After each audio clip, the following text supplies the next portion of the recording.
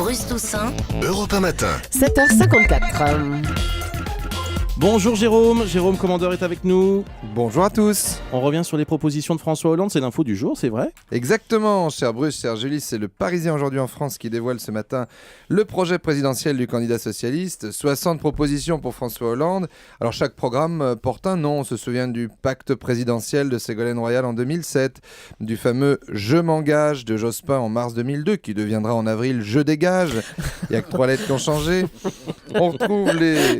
Chez Hollande, on retrouve les fameux 60 000 postes supplémentaires dans l'éducation, préservation du statut des services publics, la diminution de la part du nucléaire dans l'électricité de 75 à 50%, et mesure phare, créer la tranche d'impôt supplémentaire de 45% pour les revenus supérieurs à 150 000 euros par an. Donc on imagine là toutes les familles du 16e arrondissement de Paris, de Neuilly, qui nous écoutent et qui sont en train de prendre leur petit déjeuner.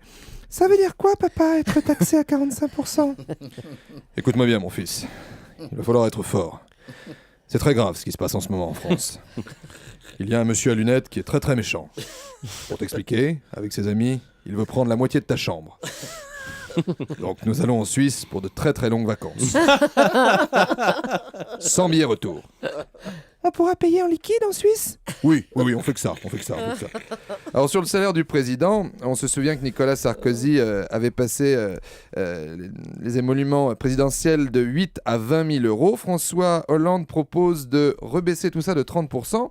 Donc j'ai pris ma calculette. 20 000 euros moins 30%, ça fait 14 000. Donc François Hollande, si vous m'écoutez, on revient à 20 000.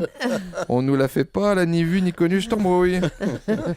Des propositions qui interviennent au cœur de la campagne présidentielle. Alors l'occasion de faire un petit point sur les scores. Selon le dernier sondage réalisé du 19 au 22 janvier, au premier tour, François Hollande serait à 27, Nicolas Sarkozy à 23, Marine Le Pen à 20 et François Bayrou à 14.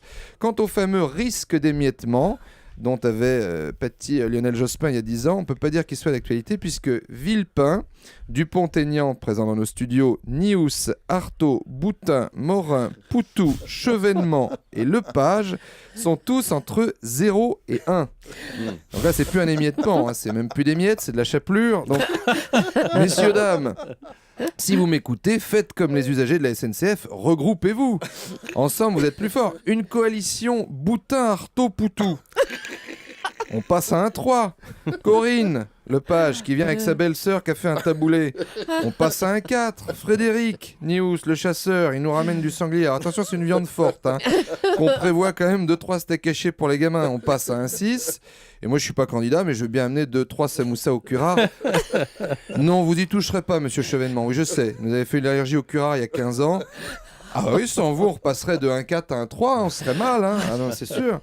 Alors, petit bémol tout de même sur les instituts de sondage, les spécialistes soulignent la marge de progression de François Bayrou, qui peut réatteindre son score de 18,5, et Marine Le Pen, dont le score difficilement quantifiable se situerait entre 15 et 25%. On n'en sait pas plus, alors tâchez quand même d'approfondir la question. Ce serait dommage de refaire un 21 avril 2002. Le ministère du Tourisme n'y tient pas trop.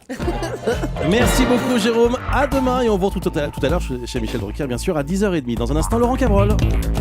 Bruce Toussaint. Europe 1 matin.